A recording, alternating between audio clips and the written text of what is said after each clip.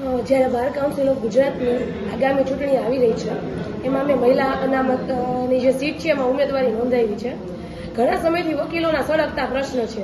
એની અંદર હિસાબોમાં પારદર્શિતા હોય, વેલફેર ફંડનો ઉપયોગ હોય, જે ભાડા ભથ્થા કોણે કેટલા લીધા એ અંગેની કોઈ પણ સ્પષ્ટતા કોઈ જગ્યાએ નથી. ઘણા જગ્યાએથી એકને એક ઉમેદવારો બાર કાઉન્સિલ ઓફ ગુજરાતની અંદર રિપીટ થાય છે. આ બધા ઉમેદવારો દર વર્ષે એમ કે છે કે અમે આ વસ્તુ કરશું વકીલોના હિત માટે, પણ આજ દિન સુધી આવા કોઈ જે એમના એજન્ડા છે ફૂલફિલ નથી થઈ શક્યા. અને આવા સમય અમને એવું લાગ્યું કે બાર કાઉન્સિલ ઓફ ગુજરાતની અંદર એક નવી ઉર્જાની જરૂર છે, નવી એનર્જીની જરૂર છે, ને યંગ બ્લડની જરૂર છે, ને ખાસ કરીને એક યુવા પ્રતિનિધિત્વની જરૂર છે. અને સાથે સાથે એમાં એક મહિલા પ્રતિનિધિત્વ હોવું જોઈએ. એ મહિલા પ્રતિનિધિત્વ એવું હોય કે જે મહિલાઓના પ્રશ્નને સમજી શકે, પુરુષ વકીલ છે એના પ્રશ્નને સમજી શકે, અને સાથે સાથે જુનિયરો અને સિનિયરો બંનેના વકીલ જે છે એ બંનેના પ્રશ્નને સમજી શકે એવા પ્રતિનિધિત્વની જરૂર હતી. અને ત્યારે જે જુનિયર બાર એસોસિએશન છે આખું રાજકોટની અંદર અને જે અન્ય અલગ અલગ જિલ્લાઓમાં પણ ફેલાયેલું છે એ તમામના સમર્થન અને સપોર્ટથી હું અત્યારે ઉમેદવારી કરવા જઈ રહી છું. મુખ્યત્વે અત્યારે સૌથી પહેલો પ્રશ્ન આવે છે એક તો જુનિયર વકીલોની આર્થિક પરિસ્થિતિ. જ્યારે જુનિયર વકીલ પ્રેક્ટિસમાં આવે ત્યારે એની પાસે આવકના કોઈ સ્ત્રોત નથી હોતા, આર્થિક સહાયનું કોઈ માધ્યમ નથી હોતું. એ એક સૌથી સળગતો પ્રશ્ન છે, વર્ષોથી છે, છતાંય આ બાબતે કોઈ ગંભીરતાપૂર્ણ કોઈ પગલાં લેવામાં નથી આવ્યા. એના પછી પ્રશ્ન છે કે વકીલો પાસે વેલફેર ટિકિટના નામે, વેલફેર ફંડના નામે પૈસા તો ઉઘરાવવામાં આવે છે, પણ એ વેલફેર ફંડના પૈસા કઈ જગ્યાએ યુઝમાં આવ્યા, અથવા તો વકીલો પાસેથી જે પૈસા અન્ય જે એનરોલમેન્ટ ફીના નામે લેવામાં આવ્યા હોય કે પછી ઇલેક્શનના ફોર્મ ફીના નામે લેવામાં આવ્યા, એ બધા પૈસાનો યુઝ કઈ જગ્યાએ થાય છે એ હિસાબોની અંદર કોઈ પારદર્શિતા નથી. અને વકીલોની અંદર આના કારણે બહુ મોટા પ્રમાણમાં અસંતોષ છે. અને આના કારણે જ હવે જે નવા પ્રતિનિધિત્વની જરૂર છે કે જેનું ઇમેજ ચોખ્ખી હોય, જે આ પ્રશ્નનું નિરાકરણ લાવી શકે. આટલા વર્ષોથી જે ચૂંટણી ચાલે છે તેમાં તો પ્રક્રિયા જે ચાલતી હોય એ રીતના ચાલે છે, હવે કેમ ફેરફાર લાગી રહ્યો છે? આ વખતે વકીલોની અંદર બહોળા પ્રમાણમાં જે છે એ જાગૃતતા જોવા મળી છે. તમે અગાઉ બાર કાઉન્સિલ ઓફ ગુજરાતની ઘણી ચૂંટણી જોઈ હશે, પણ એની અંદર જે આટલો માહોલ જે ચૂંટણીનો બંધાયો છે કે જે લોકસભા રાજ્યસભાની ચૂંટણી હોય એ રીતની ચૂંટણીનો પ્રચાર ચાલી રહ્યો છે, ત્યારે લોકોને કોઈક ને કોઈક જગ્યાએ જે વકીલો છે એને અત્યારે દરેક વકીલોને એવું લાગી રહ્યું છે પરિવર્તનની જરૂર છે. અને આ પરિવર્તનની જે હવા ચાલી રહેલ છે એની અંદર જ અમે આ ઉમેદવારી કરી છે. અને આ પરિવર્તનના જે અમે બીડું ઝડપ્યું છે ને આ પરિવર્તન લાવવાના એક નિર્ણય સાથે મેં ઉમેદવારી કરેલી છે.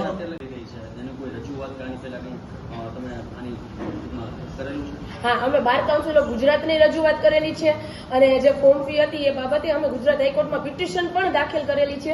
હું પોતે જુનિયર બારની અંદર 2021થી મહામંત્રી છું. અત્યારે અમે ક્યુઆરટી નામની ટીમ બનાવી છે, ક્વિક રિસ્પોન્સ ટીમ.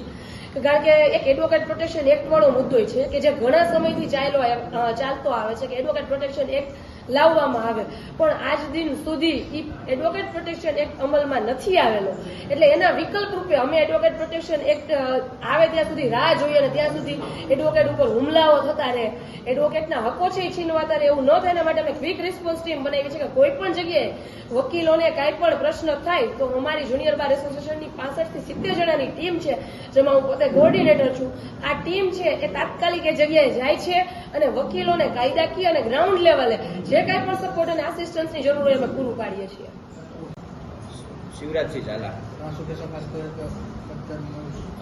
આગામી 6 માર્ચે એક વકીલોની હાઈ વોલ્ટેજ ચૂંટણી બાર કાઉન્સિલ ઓફ ગુજરાતની ચૂંટણી યોજાવા જનાર છે.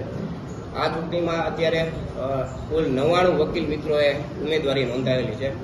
હવે જે આપણે બાર કાઉન્સિલ ઓફ ગુજરાતનું માળખું જોઈએ તો મોટા ભાગે જૂના ચહેરાઓ જે વર્ષોથી રિપીટ થતા રહે છે.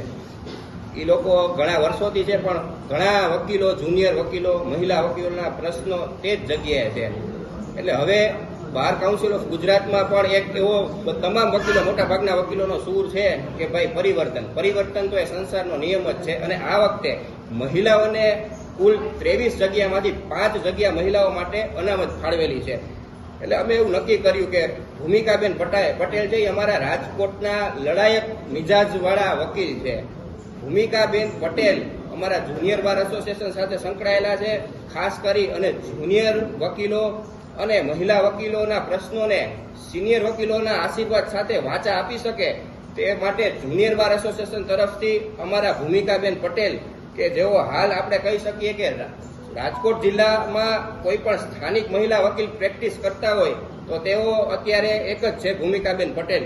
અને હાલ કુલ 99 ઉમેદવારોમાંથી ભૂમિકાબેન પટેલનો 60 નંબરનો ક્રમાંક છે. તો હું જુનિયર બાર એસોસિએશન વતી આપ સૌને એક જુનિયર વકીલ તરીકે હું એક એવી આપને પ્રાર્થના કે માગણી કરું છું કે ભાઈ હવે ખરેખર પરિવર્તનની જરૂર છે.